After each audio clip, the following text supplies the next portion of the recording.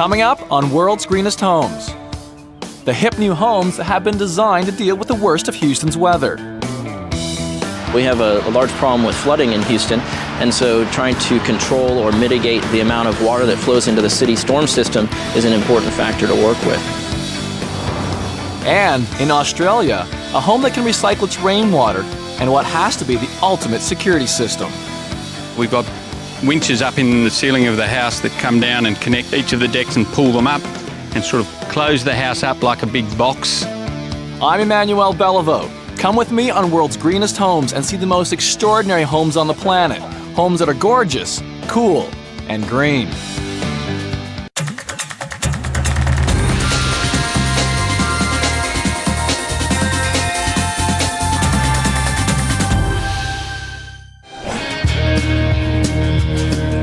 What comes to mind when you think of Texas? Compact, energy efficient, sustainable homes? Well, maybe it should be.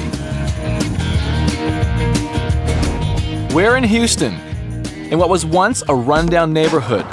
Now, this used to be the industrial part of town until the factories went out of business.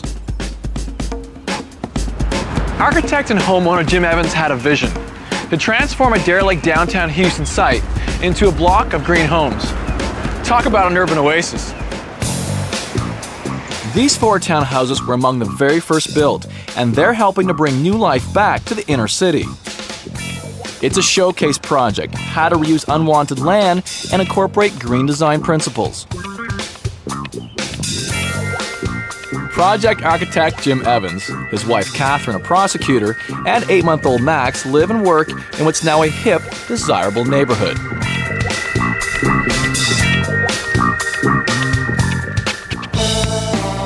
This townhome is on 3 floors. Off the entrance hall is Jim's architecture firm. Upstairs is the family's open-concept living, kitchen, and dining space. And on the 3rd floor, there's Max's bedroom, along with a master bedroom and bathroom. Hello, Hi, Manuel. Jim Evans. Please meet you, Jim. Pleasure. Hi, Catherine Evans. Dude, who do we have here? This is Max. Hey, Max, how you doing? Want to show me your house? Sure do. Yeah? Come on in. All right. We're gonna go up and get a bottle. Okay, great. All right, so what do you have down here? Well, on the first floor, primarily we have the office space, Okay. which is certainly nice for me. I don't have to get in the car too often. I just come That's downstairs good. to work. So no commuting means smaller carbon footprint. And we can meet with clients down here, and we get nice natural light from the north exposure here. No, it's great. And being north side, just got all light coming in, but you don't have all heat coming in. Yeah, it's all indirect, so no heat gain. Jim's idea for the windows in these homes was to put them where they'd reduce heat gain, but still allow as much natural light as possible. And that means lower bills for air conditioning. Well, let's go take a look at my favorite part of the house up here on the 2nd floor. A little bamboo and a lot of imagination have turned this stairwell into a statement. We use a little aluminum nosing on it. The handrail is actually just steel extrusions that I had fabricated by a local artist. And then we rubbed them with a gunmetal finish. And the stairs above me are even more eye-catching.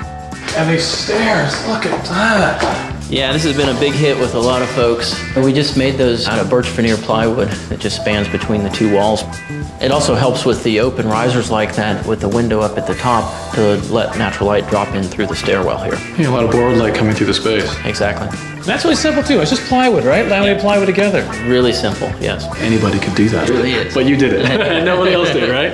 Well, I can see why you love this floor so much. It's beautiful. It's nice and open. The 2nd floor is an open-concept living room and eating kitchen. Flooring in the townhomes is either recycled or sustainable. In here, it's bamboo. There's lots of natural light coming through here. This is great. I like how you used all white furniture with your white walls. Makes it feel very open and airy. Well, mostly we like to bring color and texture in just with the material themselves. That means not overdoing things with a layer of drywall when the bones of a building can look this good. This isn't your standard cement block, is it? No, it's actually a limestone aggregate block, which gives it the coloration, and then what they do is take the face and they actually grind it down. Tucked away off the living room is a handy wet bar. This is great. Wet bar, close to the entertaining area as well. Yeah, you can entertain this way. If you need to, you can slide a drink through the opening. You have windows hidden everywhere. Yeah, we sure do. Once again, trying to bring in as much natural light as possible, but maintaining privacy. So this window points north again, and there's no opportunity for your neighbors to look into your living space. With lots of attention to design and little use of artificial light, this is one space where less is definitely more. No doubt about it, this is a great space, and one thing is certain, Jim and Catherine have made being practical pleasing to the eye. So this volume here in the middle of the space kind of helps divide the different areas, but it's multi-purpose with the TV hidden on this side. There's a little seating area over there. You know, I love this countertop system we've got going on here. It's effectively useful in your dry bar area, useful in the living space, and then takes you up here. This space is really fabulous for entertaining. If you've got guests in, you can lay out food and drinks, and it works really well. A real nice use of space there, it's great. In the open concept kitchen, unlike the rest of the room, Jim's gone for color in a big way. Why the choice of a red kitchen? Well, as you mentioned, you know, most of the walls and finishes are whites and grays, so it was nice to get a sort of splash of color in here. Very glossy. Who does most of the work in this space? Actually, that would be me. Is that you? Yes, I do most of the cooking. Maybe it's a masculine kitchen. And Jim's kept the look sleek with those aluminum countertops. Something I was experimenting with. What I like about it is the fact that it's a panel that's folded actually, so it doesn't have any seams at the backsplash. Oh, I've seen it's wrapped around a piece of plywood? Mm-hmm, exactly. The sink is really unusual looking. The inside is made from eco-friendly material. Well, this is actually a sill granite material, so they take granite powder basically and put it in a resin binder and form the sink, but it's just bulletproof, really tough, and I mean, you can't stain it or scratch it. Is this recycled granite or? I'm not sure if it's recycled, but they certainly use the waste product from granite. So instead of going to a landfill site, we've got it in your sink. Exactly. Well, that's good. I like that. The kitchen's also loaded with Energy Star appliances.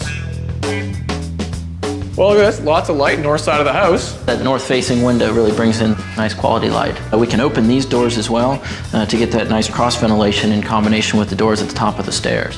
For cross ventilation, read more natural air conditioning. Oh, and I like these. Yeah, matching the kitchen there with the red. So what's upstairs? Catherine's taking me up the floating staircase to the 3rd floor. It's a clever way of maximizing natural light and allowing air to circulate in those humid Houston summers. At the top is Baby Max's room. Oh, I love that beautiful blue chair. Yes, that's his rocking chair. What kind of carpet is this? This is the interface floor tile, particularly with animals and with kids. It's great because you can pull individual ones out and replace it. And that makes it environmentally friendly too. This is my space in the house. So Jim has his work office downstairs, and this is your space here. This is my little corner. Very nice. It's very tidy. You knew you were coming. Right. But the office isn't Catherine's favorite room. Look at this. Wow. Along with reducing heat gain and maximizing natural light with the position of the windows, Jim's also designed them for privacy. Oh, I love these skylights. That's great. You see the clouds going by. In designing the house, I said that I wanted to have very good light in the master bath, particularly getting dressed dark in the morning. You need a pick-me-up, you need to be able to wake up and have some good light. So if you walk down this little hallway, this is the master bedroom.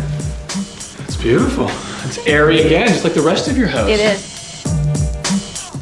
It's this very calm, very quiet, very still space. Jim did an inverted ceiling here, so it gives a nice, interesting line. There's a lot of the furniture in your house is either white or, well, really neutral tones, but you've gone ahead with something dark in here. It was the same idea as the darker tile in the bathroom. It just seems to anchor the space and make it that much more calm. And in fact, Jim actually designed the dresser because we weren't finding exactly what we wanted. Everything is designed to be a perfect fit, including a family-friendly deck outside. And out here we have an outdoor deck. It's beautiful. You spend much time outside? We like to go out there, particularly now with a baby. It's perfect because it's a safe place for him to be and he gets to go out there and see the plains. And because it's enclosed, everyone gets to have playtime. We're actually very close with all of our neighbors here. If they're on their balcony, we can see them, which is nice because we'll be out there having a drink sometimes. And you can wave. You'll wave and say hi. But these aren't just neighbors. In building their dream home, Jim and Catherine have created a community. Up top, the roof is made of zinc composite panels. They reflect sunlight and help to keep the temperature even inside the house, and they can be recycled. Jim's also designed the courtyard to be porous to cope with Houston's weather extremes. We have a large problem with flooding in Houston, and so trying to control or mitigate the amount of water that flows into the city storm system is an important factor to work with. Jim designed the paving stones so that rainwater can go between them. Then, instead of a concrete base, he used sand to absorb the water. I bought the different color of pavers there, one light and one dark. I let the folks that were installing it just kind of make their own pattern. It sort of has a digital look, almost like an old video game. With the design of these townhomes, Jim took the first bold step in a rundown neighborhood and brought it from a downtown nowhere to a place where people want to live. I really enjoy the fact that it has really spearheaded kind of a new way of thinking. The project has been more successful than I could have ever imagined. Thanks for stopping by. Bye.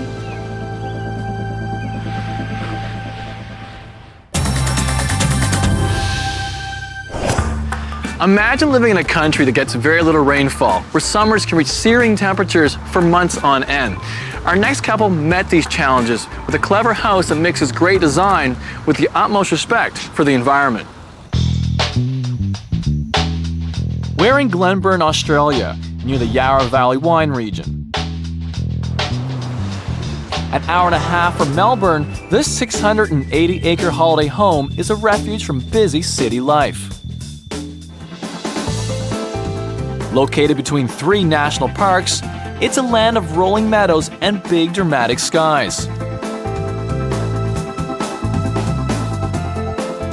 This home is so well designed, it doesn't need air conditioning and can recycle Australia's most precious commodity, water. Tomintoul Station is named after a Scottish whiskey. It's a weekend getaway for Melbourne accountant Charles Christie, his wife Elaine, 5-year-old Jack, 4-year-old Sam, and their best mates, Jesse and Jimmy. As a child, Charles spent summers on the cattle farm, and he wanted his boys to have similar happy memories. Cows are amazing creatures. They're just so gentle and peaceful. They have a very simple life. Eat, go to the toilet, and drink. And I do very much the same. He's not kidding. Tomintoul is a small town in Scotland that I think has the highest whiskey distillery in the world. I went there for a day and got stuck for a week, and don't remember much of it, but I remembered I had a really good time. We came here, we looked at this place, and we looked over the lake, and we said we wanted to build a house out here. And that's our getaway from our busy city lives. It's been fantastic. The house is divided into 3 parts, a main building with a wing on each side. The main building has an open concept kitchen, a dining area, and a spacious sunken living room. In the west wing, there's a master bathroom and bedroom. The east wing houses the guest bedrooms, a guest bathroom, and a shared room for the boys and their toys. Welcome to Tomintoul Station. This mudroom was an expensive afterthought, not built until the rest of the house was completed. We've got a couple of dogs, and we forgot we hadn't built them a place for them to sleep. So welcome to the most expensive dog house in the country. Let's go in. Okay, well, here's the main living zone. It was very important for us, given we spend 90% of our time here, to have both the living, dining and kitchen zones all as one. We built the kitchen mainly here to capture the views so that Elaine, particularly, who spends a bit of time in here, probably more than me, and she'd like me to spend more time, can see not only the beautiful panorama but also participate in all the conversations that are had in the living zones. Double glazed cedar windows help to insulate the house. From a kitchen perspective, a couple of things to point out. The reconstituted stone top benches, all about fitting in with the feel of the house. The whole theme of the house is natural tones, and the stone works well with the wood and the concrete that we've got in the house. The polished concrete foundation is 70% recycled content. This helps keep the house cool enough in the summer so that they don't need air conditioning. Appliance-wise, the stove is all gas, bottled gas. The dishwasher, we use rainwater. We don't get a lot of rain in this country at the moment, so the dishwasher is really important to be using the minimum amount of water as possible. So that's really the kitchen for you. The dining room, a little bit of a story around the table here, which is quite a special table. 11 feet long, it's a major chunk of furniture. It was carved from the trunk of a river red gum tree, a member of the eucalyptus family. Basically, they had these huge slabs of wood, and this was the largest one that was there, and I said, could you turn that into a table? And they said, sure. It took the best part of 3 months to make. It weighs an absolute fortune, ton, cost an absolute fortune. Really fits the feel of the house, holds a lot of people, we can have wonderful conversations around it. This is the living zone, deliberately set up with 2 separate areas. One half of the room is for TV watching. The other half is for, well, not watching TV at all, and stretching out in front of the fire. The important aspect about this room is the fireplace. Very effective as a heat source. Glass on both sides can open up. It's a really efficient slow combustion heater, and it's linked to ceiling duct fitted with a fan, called a heat shifter system. And because it's our only heat source in the house and we use heat shifters to get the heat to other parts of the house, really important piece of the dynamic of how the house works. Tomintoul Station was designed to be a rustic, eco-friendly weekender. But that didn't mean giving up life's luxuries, like a sleek master bathroom, or ensuite as the Aussies call it. This is the ensuite, designed really to maximise the view. Charles and Elaine have their own secluded master wing. Their bathroom has a freestanding tub overlooking the water. We have double showers for Elaine and I. The bath really gives us a feeling that we're almost having a shower and bath outside. Fabulous feeling on a cold winter's night just to have a shower bath, relax and unwind. And they don't need to worry about bills for hot water because it's all solar heated. And even in the height of winter, it actually works really effectively.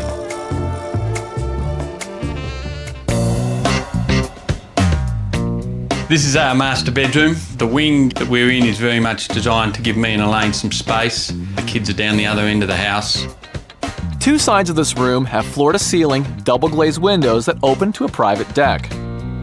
On a hot summer's night, we can open the doors, close the fly screens and really sort of hear the environment outside, both the birds and the insects.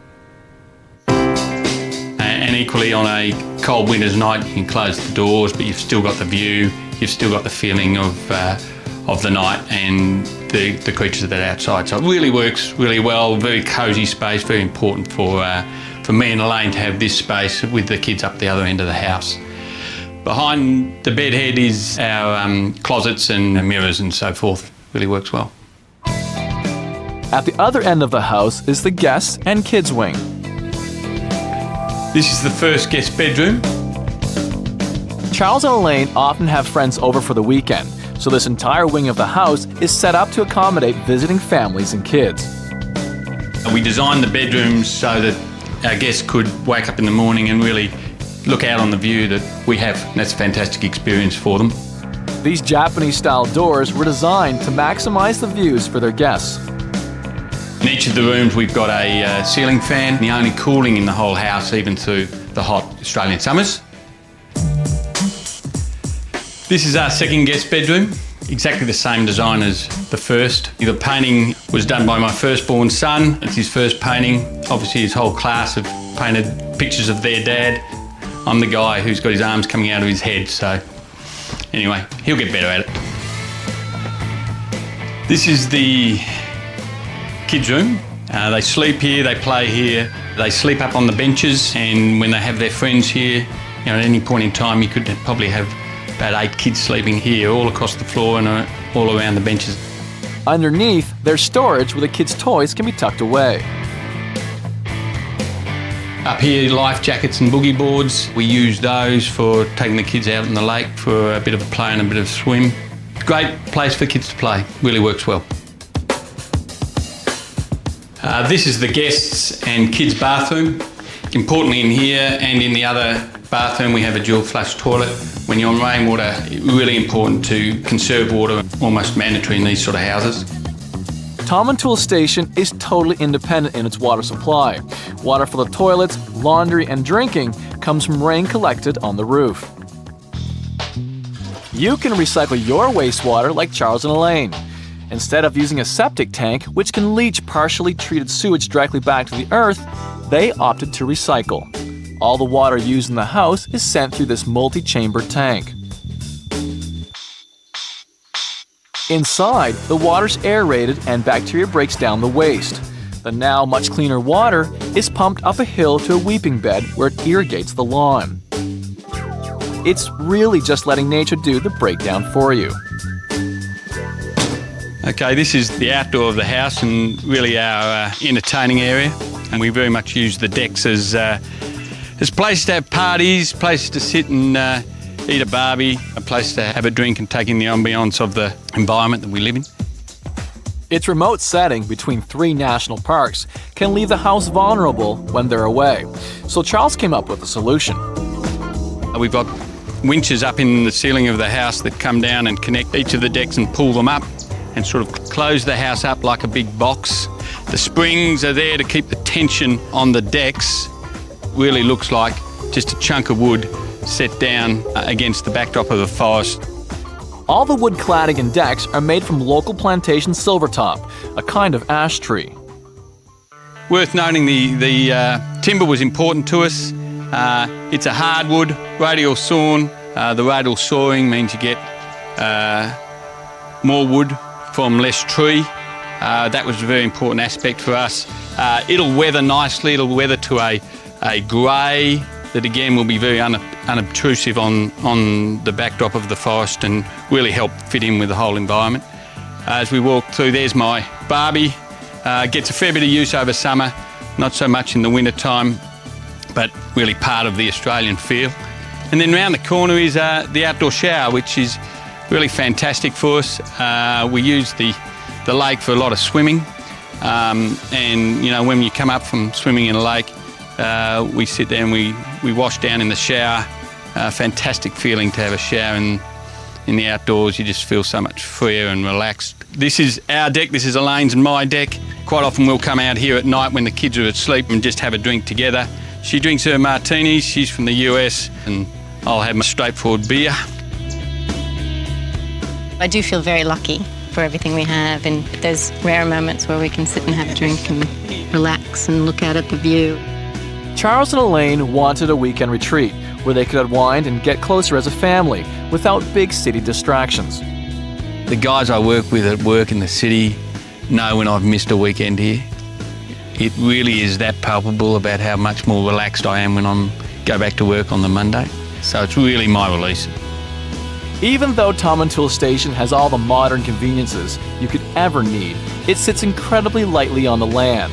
And it goes to show that you can have ultra-glam design and be sustainable and energy efficient all at the same time.